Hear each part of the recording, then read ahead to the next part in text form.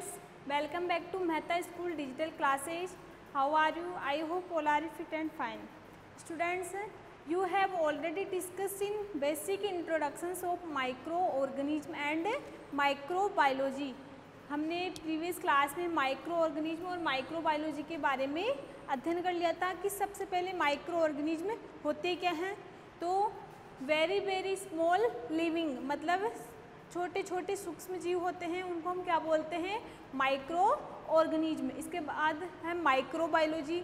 तो the branch of science in the study of micro organism is called microbiology. विज्ञान की वह शाखा जिसके अंतर्गत हम सूक्ष्म जीवों का अध्ययन करते हैं माइक्रोबायोलॉजी कहलाती है।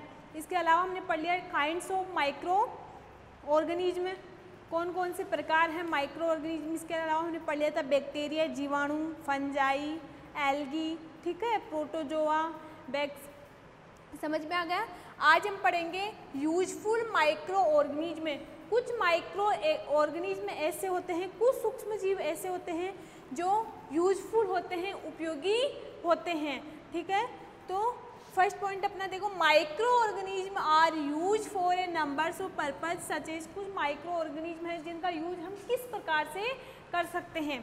देखो फर्स्ट पॉइंट अपना प्रिपरेशन ऑफ कड़, ब्रेड, केक, इडली, डोसा और चीज़। कुछ माइक्रो ऑर्गेनिज्म है जिसका प्रिपरेशन हम करते हैं। एक तो प्रिपरेशन ऑफ कड़ मतलब ऐसे कुछ सूक्ष्म जीव होते हैं जिनसे हम मिल्क को किस में कन्वर्ट करते हैं, कड़ में। तो प्रिपरेशन ऑफ कड़, दही को जमाना।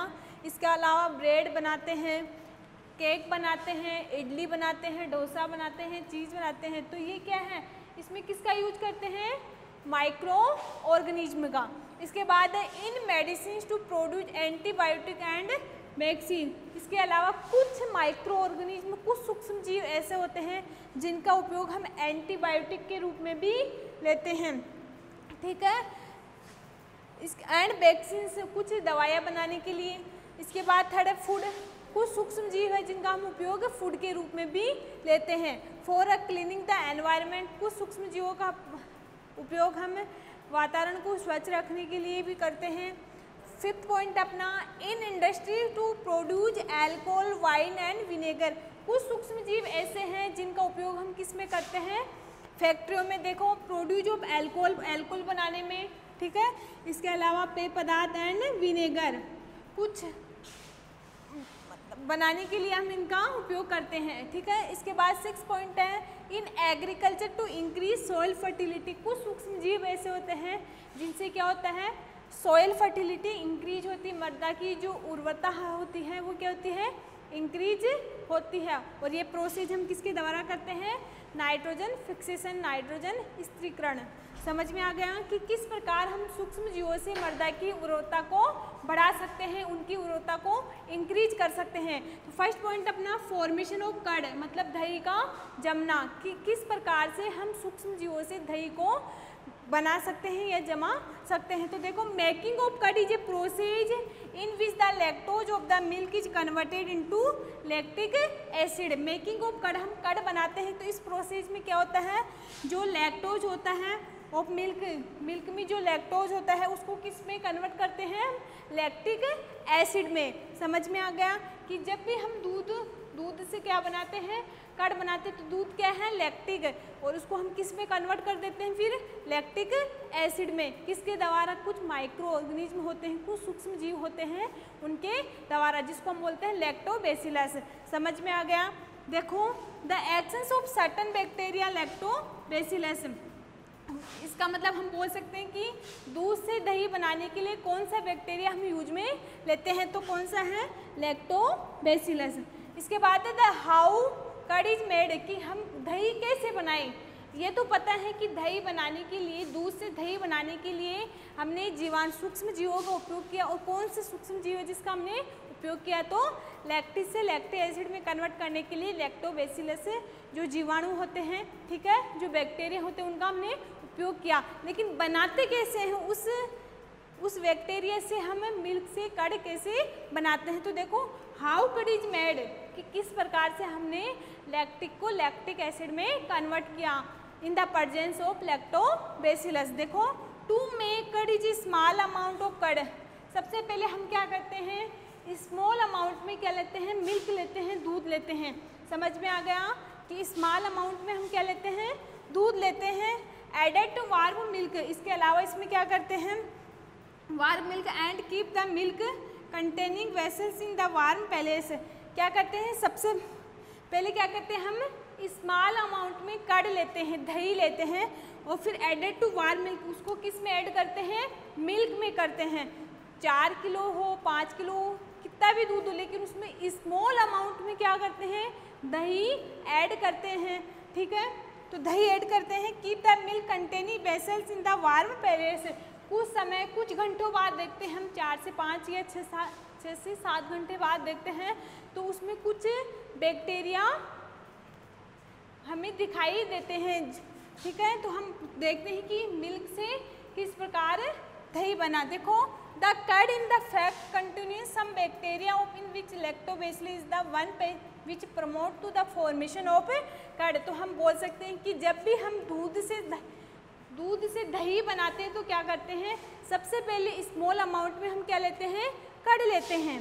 ठीक है, उसको किस में ऐड करते हैं, उसको मिल्क में ऐड करते हैं। ऐड करने के बाद क्या करते हैं, उसमें कुछ मिल्क जो वेसल्स होती हैं वो हमें दिखाई देती हैं। ठीक है, इसके बाद क्या होता है, सम बैक्टीरिया विच लैक्टोबैसिलस, कुछ बैक्टीरिया लैक्टोबैसिलस होते हैं, the one format the formation of curd, जो किसकी फॉर्मेशन करते हैं, कर्ड की फॉर्मेशन करते हैं, दही की फॉर्मेशन करते हैं। When warm milk is mix with the curd, तो जिससे दही जम जाता है। इसके बाद लैक्टोबैसिलस होता क्या है। ठीक है, ये तो पता है कि लैक्टोबैसिलस हम किस, एक जीवाणु है। ठीक है, एक बैक्टीरिया है जिसका उपयोग हम कर्ड से, दूध से दही बनाने के लिए काम में लेते हैं। देखो, start growing and convert milk sugar of the milk into the lactic acid. ये क्या करता है, मिल्क शुगर को किस में कन्वर्ट करता है, लैक्टिक एसिड में। तो हम बोल सकते हैं कि lactobacillus use of milk sugar to convert into lactic acid. This is the turn begin to make the milk thicker, finally curd is made. तो हम देखते हैं कि फाइनली जो मिल्क है वो किस में कन्वर्ट हो जाता है, कर्ड में कन्वर्ट हो जाता है। तो हमें सबसे पहले ये पता होना चाहिए कि दूध से दही बनाने के लिए लैक्टोबैसिलस जो जीवाणु होते हैं वो हमें यूज में लेते हैं। तो क्या करते हैं, स्मॉल अमाउंट में हम कर्ड लेते हैं, उसको मिल्क में ऐड करते हैं, कुछ समय, कुछ घंटों के लिए उसको रख देते हैं, फिर किसकी फॉर्मेशन होती है, कर्ड की फॉर्मेशन होती है। ओके, अगला पॉइंट अपना इंक्रीजिंग सॉयल फर्टिलिटी, मृदा की उर्वरता कैसे बढ़ती है। कुछ सूक्ष्म जीव ऐसे होते हैं जिनसे हम मृदा की उर्वरता को भी बढ़ा सकते हैं। तो देखो किस प्रकार से हम मृदा की उर्वरता को बढ़ा सकते हैं। देखो, all plants and animals need nitrogen. सभी प्लांट्स और एनिमल्स को किसकी नीड होती है, नाइट्रोजन की आवश्यकता होती है। The gas that make up 78% of the air. ठीक है, मतलब 78% नाइट्रोजन है जिसकी प्लांट्स और एनिमल्स को रिक्वायरमेंट होती है। Some bacteria and blue green algae are the only organism that can take nitrogen from the air. कुछ बैक्टीरिया है एंड कुछ ब्लू ग्रीन एल्गी, कुछ नीले हरे शैवाल है, आर द ओनली ऑर्गेनिज्म के रूप में that can take nitrogen from the air, air के रूप में नाइट्रोजन लेते हैं। मतलब हम बोल सकते हैं कि कुछ बैक्टीरिया एंड नील हरी शैवाल क्या करते हैं, एयर के रूप में नाइट्रोजन लेते हैं। These microbes called micrological nitrogen fix convert the elemental nitrogen compound of the nitrogen which can be absorbed by the plant's roots from the soil। देखो, these microbes cold biological nitrogen fixes द्वारा हम क्या करते हैं, nitrogen लेते हैं and nitrogen compound क्या देते हैं, nitrogen which can be absorb by the plants root, जो क्या करती है, जो प्लांट्स की जो रूट्स होती है वो एब्जॉर्ब करती है फ्रॉम द सोयल, मृदा के अंदर।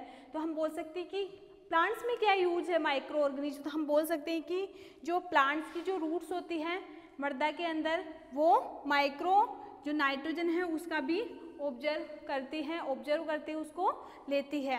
In this manner soil increase with nitrogen compound and it's fertility increase.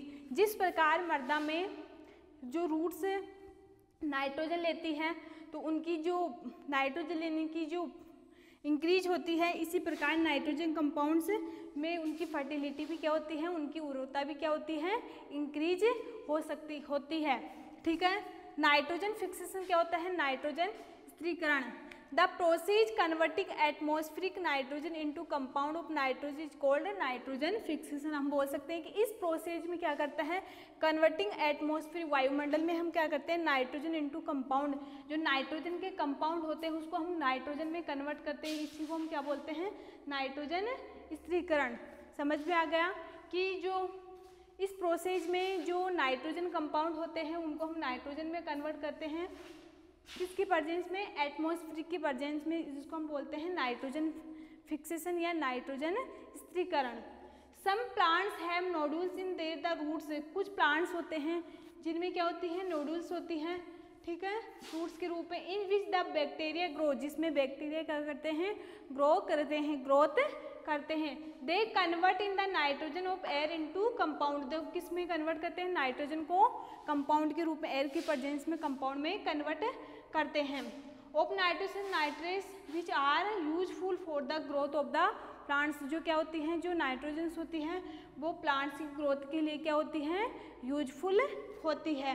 The bacterium rhizobium lives in the root nodules. इसके अलावा जो राइजोबियम है उसकी जो रूट है वो नोडुल्स के रूप में, बैक्टीरिया के रूप में क्या करती है, ग्रोथ करती है। तो हम बोल सकते हैं कि कुछ सूक्ष्म जीव होते हैं जो मृदा की उर्वरकता को बढ़ाते हैं। वो कैसे बढ़ाते हैं मैंने बता दिया है। Okay student, thank you.